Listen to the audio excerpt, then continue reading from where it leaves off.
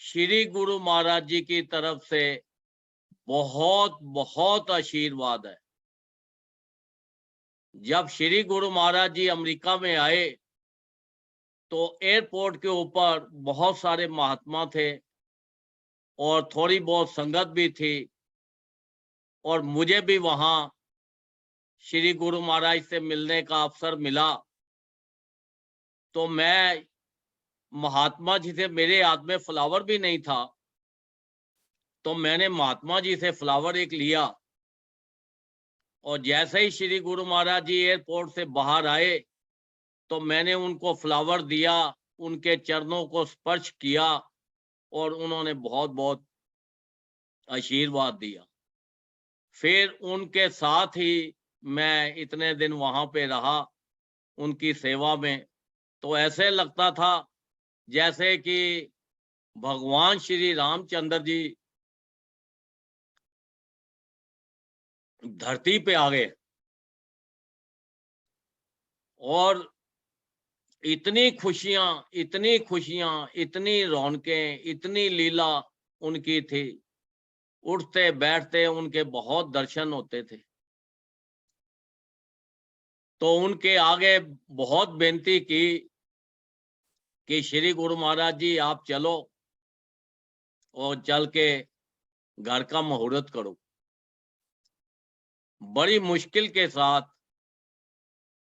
श्री गुरु महाराज जी ने 10-15 मिनट के लिए हाँ की, क्योंकि जो घर था आश्रम से 2 घंटे दूर था ड्राइविंग में, तो बहुत मुश्किल था। अब उस वक्त हाँ की कि जब उनका शाम को सबको उन्होंने दर्शन देने हैं और सुबह 8 बजे एयरपोर्ट पे जाना है। सब पब्लिक में तो फैल गया कि श्री गुरु महाराज जी प्रवेश के घर जा रहे हैं, पर सबने सोचा कि अब तो शाम को 5 बजे दर्शन खुले हैं, तो 6 बजे तक तो दर्शन खुलेंगे, तो कैसे जाएंगे। और सुबह 8 बजे 7:30 बजे तो इन्होंने एयरपोर्ट जाना है, और 2 घंटे दूर है, सबको पता था मेरा घर। पर देखो श्री गुरु महाराज जी की लीला कि कुछ महात्मा जन और श्री गुरु महाराज जी घर पे आ गए। जब आए तो ऐसा लगा कि जैसे संसार की सब खुशियां आ गई हों। तो जब अंदर काफी सजाया हुआ था, उनका बेडरूम सजाया हुआ था, तो अंदर आए तो बहुत ही प्रसन्न थे श्री गुरु महाराज जी। और जितने महात्मा लोग आए थे, विनोद महात्मा जी भी आए थे, प्रवीण महात्मा जी इंग्लैंड वाले भी आए थे, बलराम महात्मा जी कनेडा वाले भी आए थे, और भी बहुत सारे महात्मा जन आए थे, भगत आए थे, बाइयां आई थी। और हम अपने घर के परिवार के सिर्फ 10-11 जीव थे। बस ये देख लो कि ऐसे लगता था जैसे भगवान साक्षात धरती पे आए हैं। और इतने खुश वहां पे भंडारा चल रहा था और रौनकें लगी हुई थी। बस आनंद ही आनंद आ रहा था, कुछ नजर नहीं आ रहा था, कुछ सूझ नहीं रहा था। तो तब श्री गुरु महाराज जी ने वहां पे अपने प्रवचन फरमाए और सत्संग किया। फिर प्रेमी महात्मा जी ने भी सत्संग किया।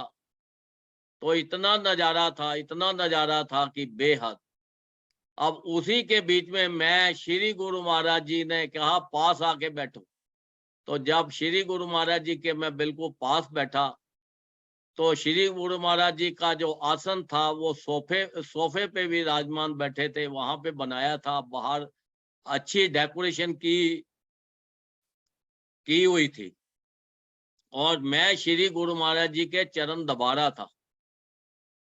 और उन्होंने मुझे बहुत, मेरे सिर पे हाथ रख के आशीर्वाद दिया और बहुत आनंद ही आनंद था। फिर मैंने विनती की कि महाराज, जो ग्रुप में मैं सत्संग करता हूं तो उनको भी सब आप आशीर्वाद दो। तो उन्होंने बोला, कौन चला रहा है ग्रुप? मैंने कहा कि सुरेश भगत जी चलाते हैं। तो तब उन्होंने सुरेश भगत जी को भी और सारे ग्रुप को बहुत बहुत आशीर्वाद दिया और आरती विरमानी का भी मैंने नाम लिया। तो जब तक थे वो, तो ऐसे लगता था कि मालूम नहीं सचखंड से भगवान उतर के आए हैं और रौनकें ही रौनकें लगी हैं। जो उन्होंने सत्संग किया वो मैं आपको सुनाता हूं।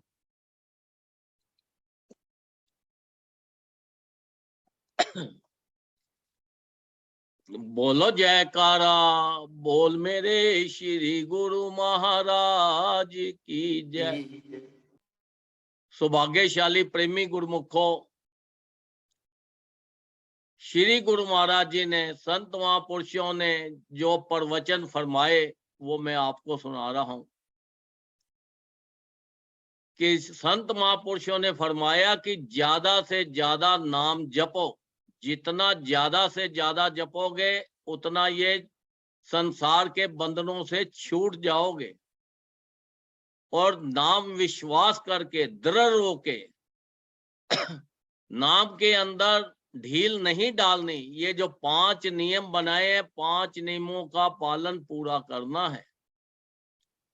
तो उन्होंने बताया कि जब तक आपका दृढ़ विश्वास नहीं होगा तब तक बात नहीं बनेगी।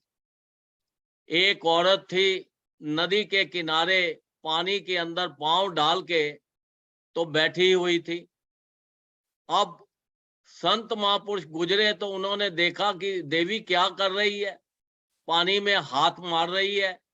वो कहती है, महाराज मैं इसके अंदर सीप और मोती ढूंढ रही हूं। तब संत महापुरुषों ने फरमाया कि सीप और मोती गहरे पानी में होते हैं। जहां तू बैठी है यहां पर सीप मोती तुझे नहीं मिलने वाले। तो वो कहती है कि अब मैं गहरे पानी में जाऊंगी तो डूब जाऊंगी। जैसे ही मैं आगे जाती हूँ तो मुझे डर आ जाता है, तो मैं फिर वापस आ जाती हूँ। जैसे ही डर आ जाता है तो मैं तो ऐसे 10-20 बार कर चुकी हूँ, तो बात नहीं बनती। तो संत महापुरुषों ने फरमाया कि जब तक तुम दृढ़ निश्चय नहीं करोगे, पक्का विश्वास नहीं करोगे, तब तक तुम सीप और मोती नहीं पा सकते। जब तक गहरे पानी में उतरोगे तो आप सीप मोती पा सकते हो। बिना गहरे पानी के उतरे आपको किनारे के ऊपर कुछ नहीं मिलने वाला। क्यों? कि ये जो मन है हमारा, सबसे बड़ा दुश्मन कौन है? सबसे बड़ा दुश्मन है हमारा मन। ये जो मन है ये हमें भजन नहीं करने देता, ये हमें गहरे पानी में नहीं उतरने देता। ये जैसे ही भजन करते हैं, 1 मिनट 2 मिनट भजन किया तो ये बीच में से तुम्हें गायब करके कहीं और का और ही ले जाता है और तुम्हें खुद को पता भी नहीं लगता कि मैं भजन पे बैठा हूं या मैं दूसरे ड्रीम देखने लग गया हूं। तो इसको बड़ा मुश्किल है कंट्रोल करना, ये बहुत बड़ा दुश्मन है। ये तो जितना ज्यादा से ज्यादा अभ्यास करेंगे, अपने मन को पक्का करेंगे, सत्संग में जाएंगे, उनका नियमों का पालन करेंगे, तब जाके ये मन कंट्रोल होगा। जब मन कंट्रोल होगा तो फिर हमारा भजन अभ्यास पूरा अच्छी तरह से चलेगा। हमें हर रोज ज्यादा से ज्यादा, देखो संत महापुरुषों ने फरमाया है कि 2 घंटे हर रोज सत्संग करना है। अगर 2 घंटे नहीं कर सके तो 1 घंटा का, 1-1 घंटा करके करो। अगर 1-1 घंटा करके नहीं होता तो आधा-आधा घंटा करके करो। 2 घंटे कम से कम करना है, इससे ज्यादा जितना मर्जी कर लो। तो देखो ये मन को कंट्रोल बड़ी मुश्किल से होगा, पर आपने भी इसको छोड़ना नहीं है। ज्यादा से ज्यादा भजन में बैठो, इधर भागने लगे इसको फिर पकड़ के वापस ले आओ। जैसे ही भागे फिर पकड़ के वापस ले आओ।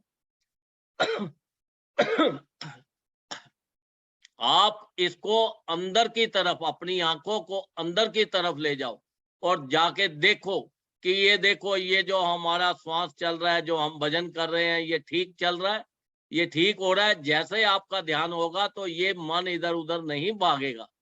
तो इसलिए ज्यादा से ज्यादा आपने अपना दृढ़ निश्चय करके तो आपने भजन करना है, अपने मन को इरादा पक्का करना है। इनके जो 5 नियम बनाए हुए हैं, श्री आरती, पूजा, सत्संग, सेवा, सिमरन और ध्यान, जो श्रद्धा सहित करे निश्चय हो कल्याण। तो संत महापुरुष फरमाते हैं ये जो 5 नियम बनाए हैं, इनको विश्वास के साथ आप इनको करो और पक्के मन के साथ ज्यादा से ज्यादा भजन करो। भजन के ऊपर उन्होंने ज्यादा जोर दिया है, क्योंकि जितना ज्यादा भजन करोगे उतनी तुम्हें संसार की खुशियां ज्यादा मिलेंगी और परलोक की भी सब खुशियां तुम्हें मिलेंगी और आनंद ही आनंद तुम्हारी लाइफ में रहेगा। अगर आप इसको छोड़ के, भजन को छोड़ के संसारिक चीजों में फंसोगे तो संसारिक चीजों में तो सिवाय दुख के और कुछ भी नहीं है। अब देखो, इंसान इतना पैसा बनाता है, मैं पैसा बनाऊं, पैसा बनाऊं, उसी के पीछे दिन रात लगा हुआ है।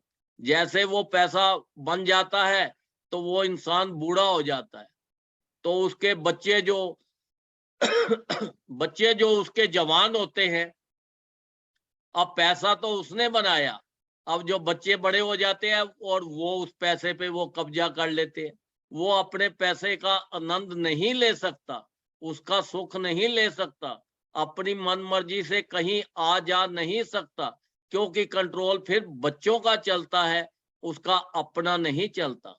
तो इसलिए ये संसार की चीजों में भी रहो और ज्यादा से ज्यादा भजन करो और अपना संसारिक चीजों में ध्यान देते हुए अपने भजन की तरफ ज्यादा ध्यान दो, क्योंकि ये जो भजन है, ये जो धन है, यही आपके साथ परलोक में आपको सुख देगा और वहीं जाकर आपको खुशियां देगा।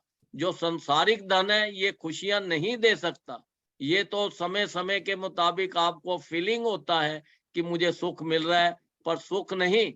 इसकी बैकग्राउंड देखोगे तो आपको दुख ही दुख नजर आएगा, क्योंकि जब ज्यादा पैसा हो जाता है तो गवर्नमेंट पीछे पड़ जाती है, पैसा कहाँ से आया, चोर डाकू पीछे पड़ जाते हैं पैसा लूटने के लिए और दुनिया दुश्मन बन जाती है। तो इसलिए संसारिक धन को ना देखते हुए परलोक के धन को ज्यादा देखो, ज्यादा से ज्यादा जो संत महापुरुष फरमाते हैं, ज्यादा से ज्यादा भजन करो ताकि आपका लोक और आपका परलोक सुखी रहे। बोलो जयकारा बोल मेरे श्री गुरु महाराज की जय। परम सौभाग्यशाली ऐसा है भगत जी, वहां पे पूनम बाई जी मुझे मिले थे और भी बाइयां बहुत मिली थी। तो पूनम बाई जी ने फिर बातें वहां चलती रही आपके बारे में। मैंने कहा सुरेश भगत जी बहुत अच्छे हैं, ग्रुप चला रहे हैं।